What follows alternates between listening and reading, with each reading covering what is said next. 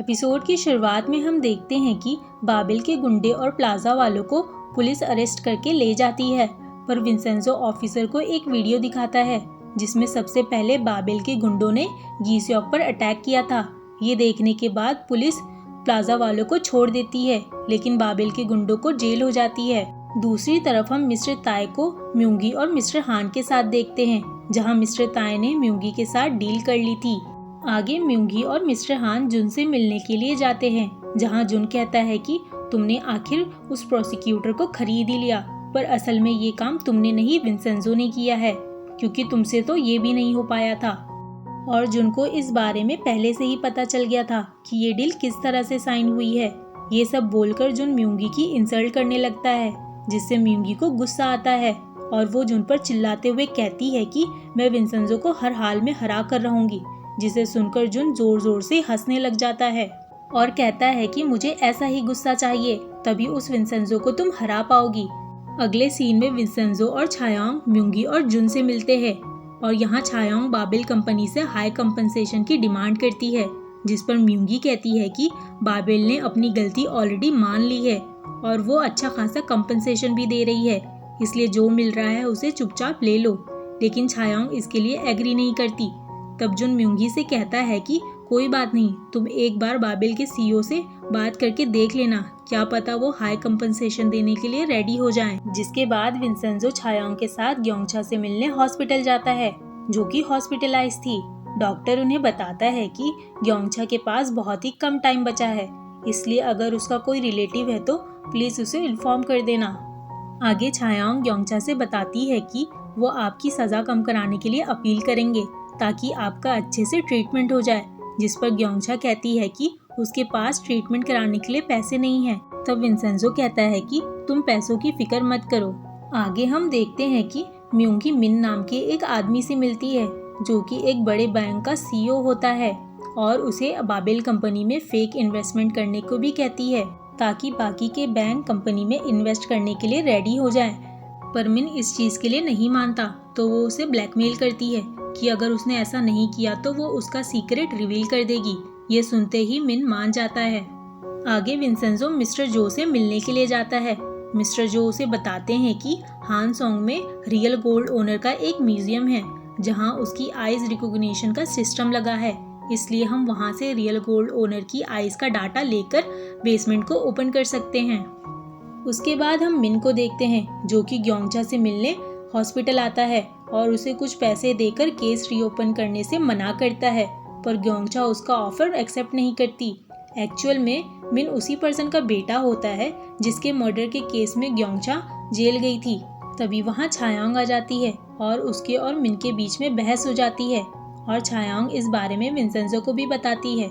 साथ ही में उन लोगों को ये भी पता चलता है कि मिन बाबेल कंपनी में इन्वेस्ट करने वाला है। अब इस इन्वेस्टमेंट को रोकने के लिए छायांग मिन के बारे में इंफॉर्मेशन कलेक्ट करती है, जिससे उसे पता चलता है कि मिन लड़कों में इंटरेस्टेड है और वो कई बार लड़कों को असॉल्ट करने के क्राइम में जेल भी जा चुका है, पर म्यूंगी उसकी प्रोसिक्यूटर थी, जिसकी वजह से मिन बच गया था। तभी छायांग को एक आइडिया आता है और वो विंसेंजो को मिन को सड्यूस करने को कहती है, क्योंकि मिन ऑलरेडी लड़कों में इंटरेस्टेड था और विंसेंजो जैसा हैंडसम लड़का उसे जरूर पसंद आएगा और इस बात का फायदा उठाकर विंसेंजो उसे इन्वेस्टमेंट करने से रोक लेगा। हालांकि विंसेंजो इसे करने के लिए तैयार नहीं था, पर छायांग की जिद पर वो करने के लिए मान जाता है। फिर वो मिन से मिलता है और उसके साथ फ्लर्ट करता है। मिन को विंसेंजो काफी पसंद आ जाता है, जिसके बाद ये दोनों डेट पर जाते हैं, जहाँ विंसेंजो उससे पूछता है कि तुम इतनी छोटी एज में बैंक के सीईओ कैसे बन गए। ये सुनते मिन उसके पास आता है और उसे बताता है कि जब उसके फादर सीईओ थे तो वो कभी नहीं चाहता था कि वो भी सीईओ बने, पर उसके डैड हमेशा किसी न किसी वुमेन को असॉल्ट करते, चाहे वो घर की मेड भी क्यों ना हो। और एक दिन उन्होंने हमारी एक मेड को असॉल्ट किया, जिसके कारण दोनों में लड़ाई हो गई और खुद को बचाने के लिए उस मेड ने मेरे फादर को मार दिया। हालांकि मेरी मॉम ये सब होते हुए देख रही थी, पर उन्होंने मेरे डैड की हेल्प नहीं की, क्योंकि मेरी मॉम खुद बैंक की सीईओ बनना चाहती थी और डैड के मरने के बाद उनकी ये विश पूरी हो गई। ये सब सुनने के बाद विंसेंजो को बहुत गुस्सा आता है, क्योंकि मिन की मॉम चाहती तो उसकी माँ को जेल जाने से बचा सकती थी, फिर आगे विंसेंजो मिन को वीकेंड पर मिलने के लिए कहता है। दूसरी तरफ सभी प्लाजा के लोग बिल्डिंग में चुपके से गोल्ड ढूंढ रहे थे, पर उन्हें कुछ भी नहीं मिलता। फिर वीकेंड वाला दिन आता है जहाँ विंसेंजो मिन से मिलता है और वहाँ विंसेंजो ड्रामा करते हुए मिन से कहता है कि तुम बाबेल कंपनी में क्यों इन्वेस्ट कर रहे हो, वो बहुत ही डेंजरस कंपनी है, कहीं तुम्हें कुछ हो गया तो मेरा क्या होगा। इतना सुनते ही मिन इमोशनल हो जाता है और कहता है कि क्या तुम्हें मेरी इतनी फिक्र है, जिस पर विंसेंजो फिर उससे ड्रामा करते हुए कहता है कि तुम रहने दो, तुम मेरी क्यों सुनोगे, मैं तुम्हारा हूँ ही कौन। जिसके बाद वो मिन से गुस्सा होकर चला जाता है और उसे दोबारा मिलने से भी मना करता है। अब मिन तो विंसेंजो के प्यार में पागल हो चुका था, इसलिए वो उसकी बात को मान जाता है। फिर सेरेमनी वाला दिन आता है जहाँ मिन बाबेल कंपनी के साथ साइन करने से मना कर देता है, लेकिन तभी उसकी वहाँ पर मॉम आ जाती है और खुद एग्रीमेंट पर साइन कर देती है।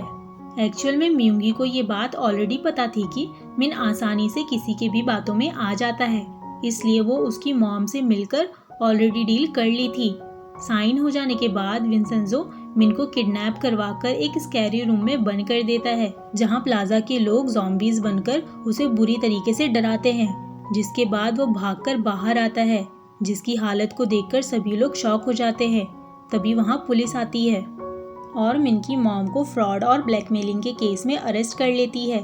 तब विंसेंजो मिन के पास आता है और उसके कान में कहता है कि उसका असली नाम विंसेंजो है, क्योंकि उसने मिन को अपना असली नाम नहीं बताया था। ये सब देख विंसेंजो और छायांग खुश होते हैं। तभी मियोंगी छायांग को याद दिलाती है कि शायद तुम भूल गई हो कि तुम्हारे डैड के साथ क्या हुआ था। ये सुनते ही छायांग गुस्से में आ जाती है और सारी मीडिया वालों को अपनी तरफ बुलाकर कहती है कि मैं मिस्टर होंग की बेटी हूँ।